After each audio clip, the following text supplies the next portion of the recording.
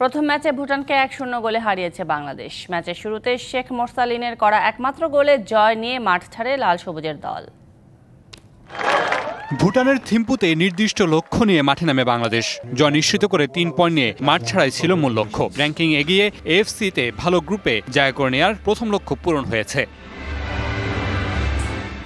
আক্রমণাত্মক শুরু করা বাংলাদেশ ম্যাচের শুরুতেই এগিয়ে যায়। দলকে লিড এনে দেন শেখ মোরসালিন। ডান দিক থেকে রাকিবের করা ক্রস গোলরক্ষক ঠেকিয়ে দিলেও সামনে থাকা মোরসালিন বল জালে জড়াতে ভুল করেননি।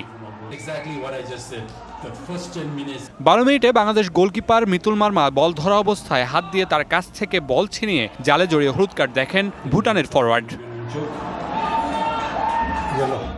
ওয়ালটন টেলিভিশন মাত্র 25,490 টাকায় পাচ্ছেন গুগল টিভি। 19 মিনিটে গোলরক্ষক মিতুল মার্মার দারুণ সেভে বিপদমুক্ত হয় বাংলাদেশ। শুরুতে লিড নেওয়া বাংলাদেশ পরের সময়টাতে বল নিজেদের দখলে নিয়ে এগিয়ে থেকেই বিরতিতে যায়। বিরতি থেকে ফিরেও আক্রমণাত্মক ফুটবল খেলে বাংলাদেশ, কিন্তু গোল আর বাড়াতে পারছিল না তারা। উল্টো 60 মিনিটে থ্রো করতে গিয়ে সময় ক্ষেপণ করায় হলুদ কার্ড দেখেন বিশ্বনাথ ঘোষ। 28 মিনিটে দারুণ জায়গায় বল পেয়েও জালে রাখতে পারেনি শাহরিয়ার ইমন। এরপর ম্যাচের অতিরিক্ত সময়ে মোরসালিনের নেওয়া দারুণ শট ভুটান গোলরক্ষক ঠেকিয়ে দিলে লিড বাড়ানো হয়নি বাংলাদেশের।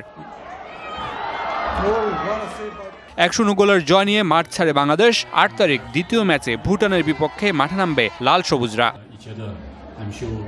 Mamunur Rashid, DBC news.